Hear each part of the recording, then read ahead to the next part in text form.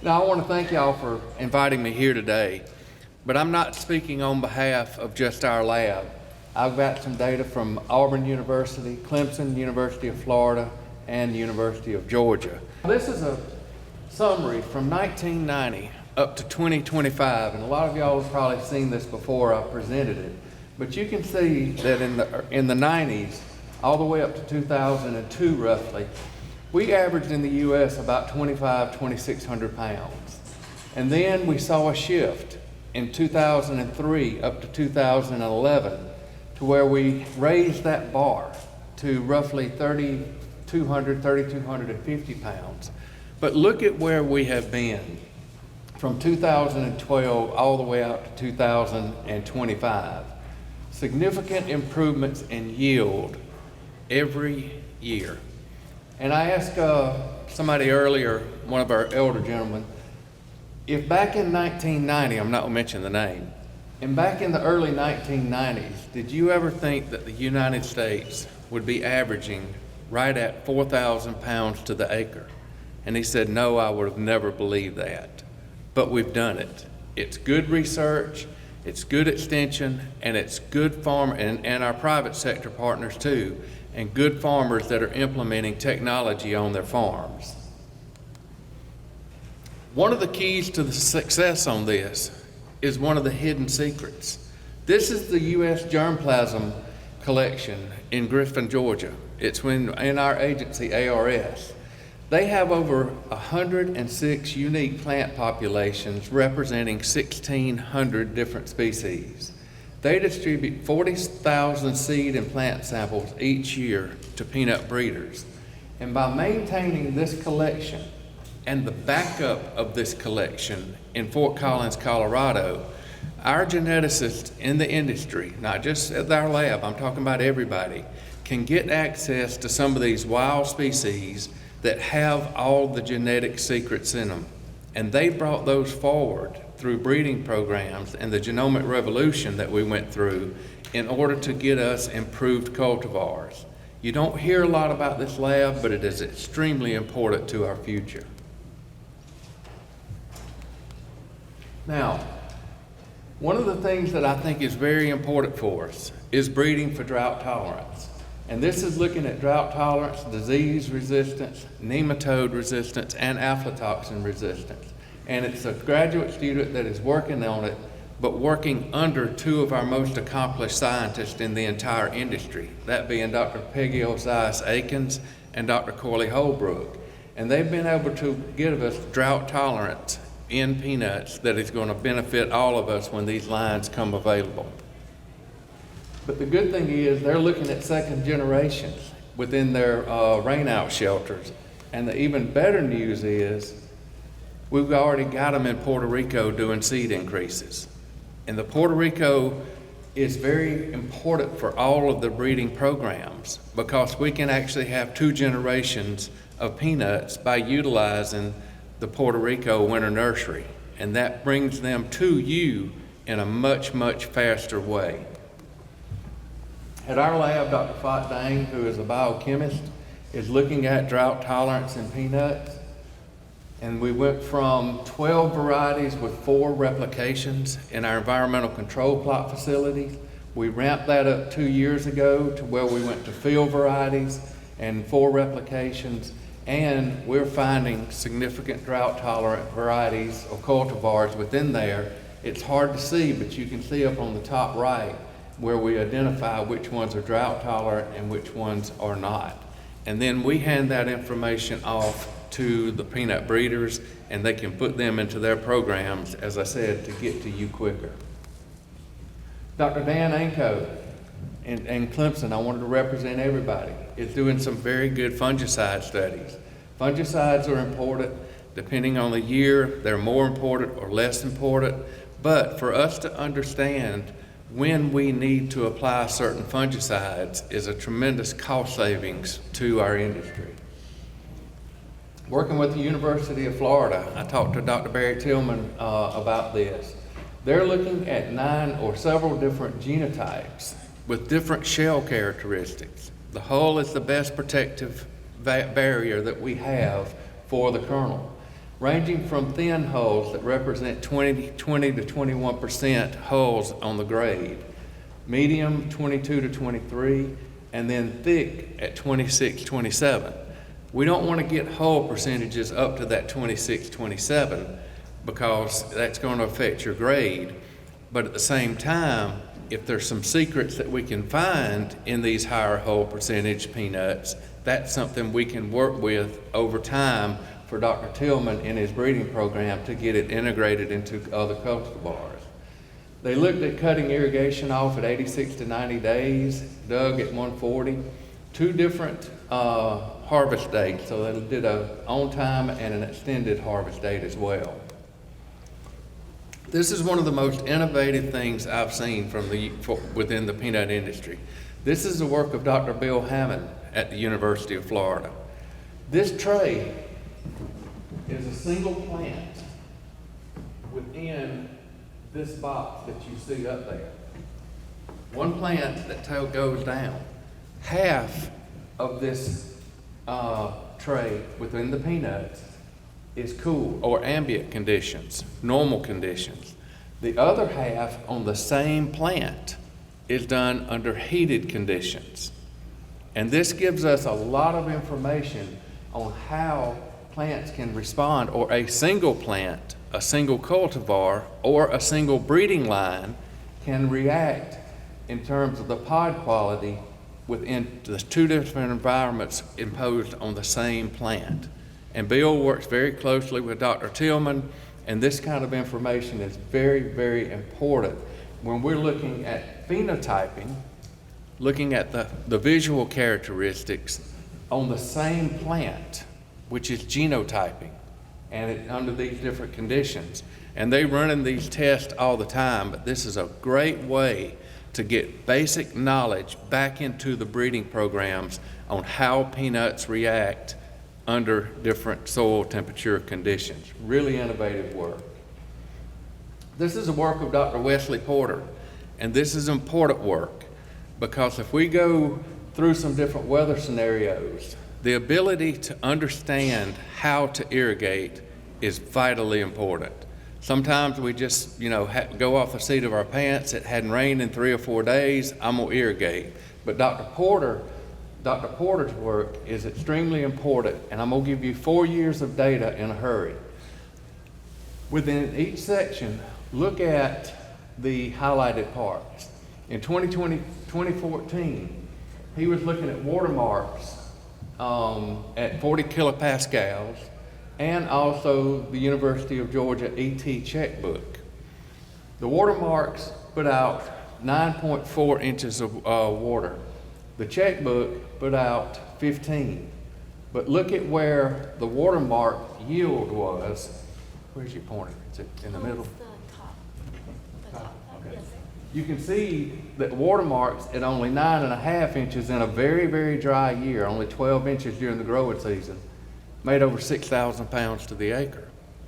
Whereas using the ET checkbook, which is just an in and out water measurement, made almost 1,000 pounds less. So the watermarks showed that we can, with monitoring soil moisture, instead of just guessing on ET loss, make 1,000 pounds more.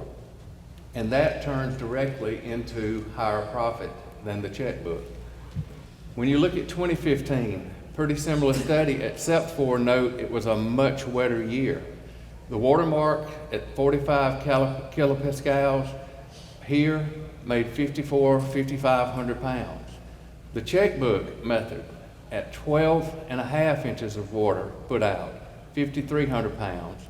Irrigator Pro, which was developed by our lab in collaboration with Dr. George Validas' group in Tifton, only put out 2.8 inches, but you can see that it was 5,500 pounds, 5,300, and 5,400.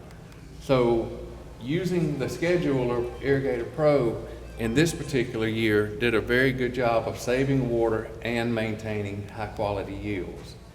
In 2026, you can see that the watermark put out 9.25 inches of water, and he used a 50% checkbook here, so you can not quite double it, but you can essentially double this amount up to 15 to 16 inches. And still he had extremely high yields with the watermark at 45 kilopascals with a lot less water if we looked at this as the full checkbook. And Irrigator Pro did well as well. Then we move into 2017. Again, a very wet year. The watermark only put out 3 inches of water for a yield of 6,400 pounds. Irrigator Pro, roughly 4 inches of water put out for 6,200 pounds. And the checkbook method, about 11 inches of water for 5,700 pounds. So it did extremely good. A lot of growers, my brother included, use an informal checkbook to irrigate. They'll say, like I said, it rained an inch 3 days ago, I'm using a third of an inch of water, he'll go cut it on. But these sensors are actually telling us exactly how much soil moisture is available, and we're using less water and getting the same or higher yields, which turns into profits for growers. And the watermark sensors are not expensive. Irrigator Pro is not expensive. So it's a good opportunity for growers to use a lot less water and maintain or even increase their yields. This is another one from Dr. Porter, where he looked at one of the most important parameters we have, which is water use efficiency. That's the extra pounds of peanuts that you get per inch applied on the crop. And as you can see, the 45 kilopascal was around 144 pound increase per inch of water applied.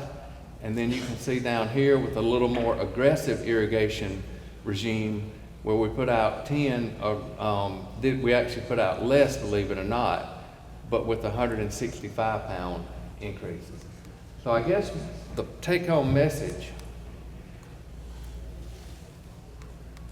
is using a scheduler is better than going on just the checkbook method of water in and water out.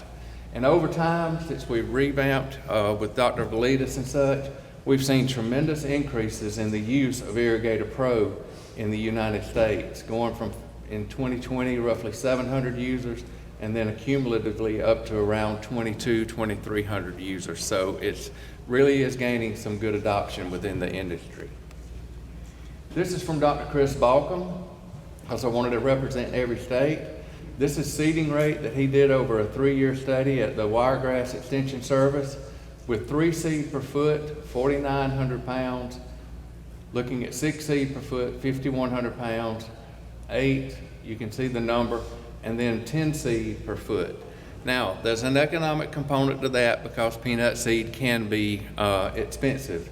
But the good thing is, I'm showing Chris on this, but the same studies are being done by Auburn University and the University of Georgia, University of Florida. So the information is out there for growers to look at on seeding rate. This is from Dr. Scott Tubbs, and I'm going to call Scott a dirty word. But when Scott sets up an experiment, he is a freak about it. He sets up big experiments, and by a freak, that's a compliment. He doesn't play small ball. And what he's looking at is comparing rainfall during the summer back to planting date. And I hope I do this justice. But when you planted in April 22nd, this is dry land now, you can see this is the time of development on those peanuts during the summer. This is the average weekly waterfall. And as you can see, when we start getting into some of the peak demand times, it's pairing with where we're peaking and still having good water during the rainfall during the maturation and pod fill times. But if you waited until June the 3rd to plant, for whatever reason, you can see that we peak the water need in a period that the rainfall is actually declining significantly, especially during the late maturity periods where it drops off anymore. Now that we have a lot of varieties with tomato spotted wilt resistance, planting dryland peanuts earlier will give you a much better chance to be in the maximum rainfall periods and minimize your production risk.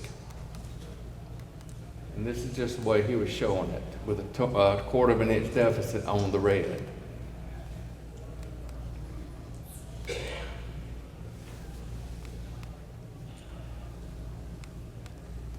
He also has a lot of rotation studies, and if we keep consistent peanut acres, we see volunteer peanuts if we're in shorter rotations. Pathogen load goes up. We know about that. It will either cost you in yield or in increased fungicide programs and insect problems as well.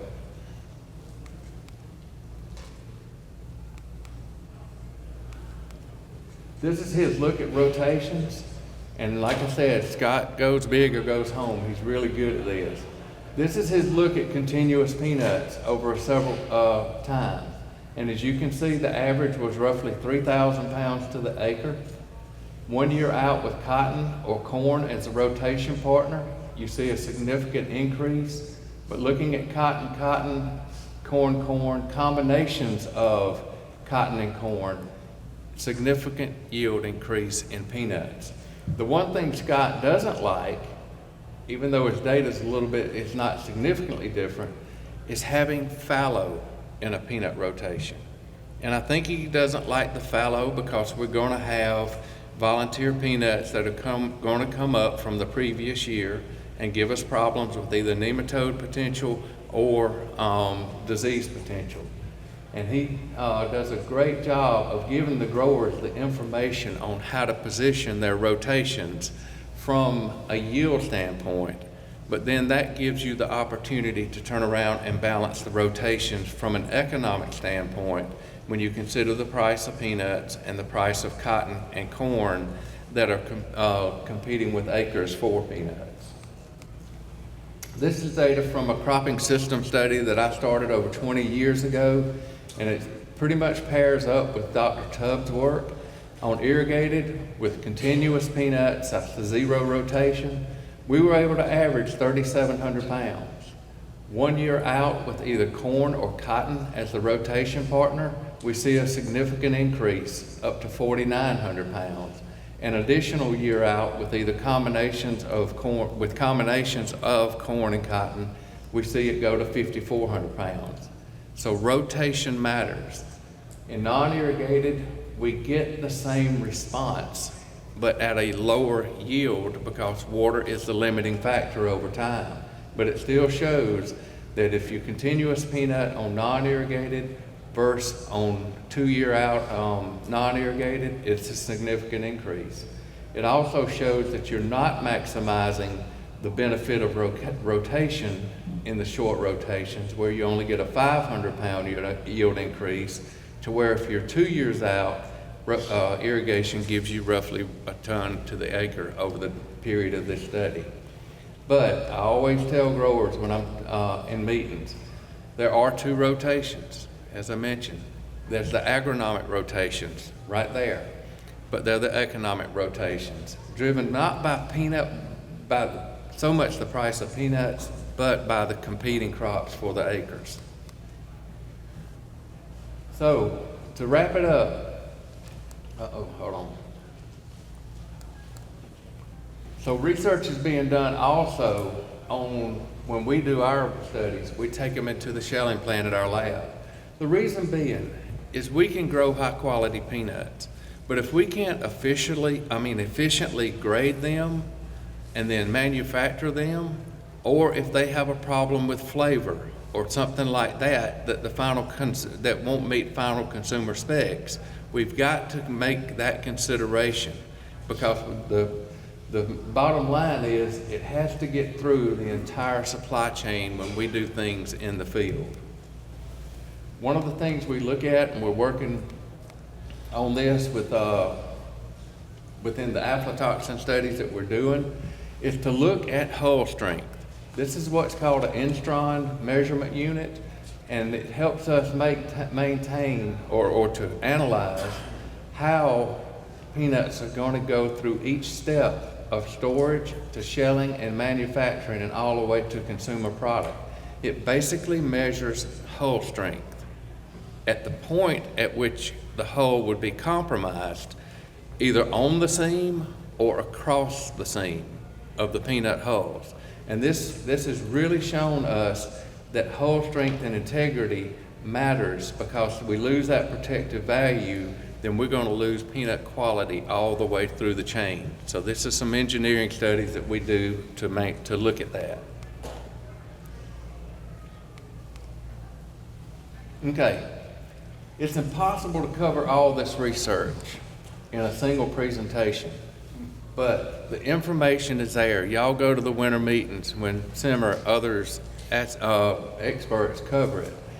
I wanted to give an update. I apologize if I left some of it out, but the one thing to know is that all of the research community and the extension family that y'all see all the time, they're vitally important to our future. There are many other objectives and sub-objectives of this research, but I just wanted to give you a flavor of the start to finish type approach that all of the researchers are taking to make sure that growers benefit, buying points benefit, shelling plants, manufacturers, and ultimately the consumer.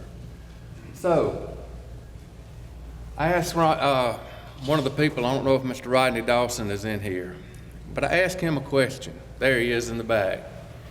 I asked him, I said, Mr. Rodney, in the early 90s, would you ever have thought that we would be standing here looking at a yield graph like this, to where now in the United States, we are averaging roughly, since 2012, over 2 tons or at 2 tons of peanuts to the acre, compared to in the 90s, when we were making about a ton in a couple of years and only 2,500 pounds to the acre. And it's hard to think about that if you were back in that day saying, where would yields go? But the fact that we have hit 3 significant plateaus in yields from the 90s to 2003 at very low marks. Then from 2003 up to 2011, where we saw a significant 500-pound or so yield increase almost each year. And then since 2012 up to 2025, we are at that 2 ton per acre mark. I think this is a tremendous graph that includes all of the research, genetics, crop protectants. I'm including our chemical companies in there by bringing us some really strong products to protect our peanuts. Management recommendations and others. And management recommendation includes that bottom point on having extension services in the peanut producing states that are absolutely awesome at getting the messages out to growers and then growers adopting them. So with this, I'm gonna tell y'all that I'm optimistic. We see drought tolerance. We see nematode tolerance. We see so many other things that are coming down the pipeline because of the improved genetics that we have. I say it's only a matter of time, and I probably won't be around to really look at this, that we're going to set another plateau because of the science that is going on now. Thank you for allowing me to be here today.